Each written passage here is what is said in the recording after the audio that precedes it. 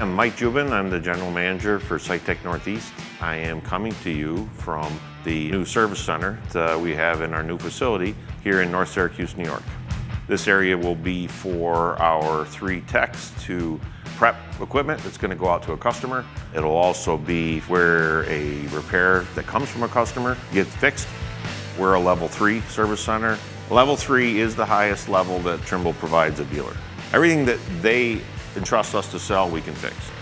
The benefits of this facility is that we're going to have the ability to do more at once. And when the repair is done, we're going to have the ability in this location to do quite a bit more testing of the unit before it goes back to the customer. So between doing it here and doing more at once, we can get it back to the customer.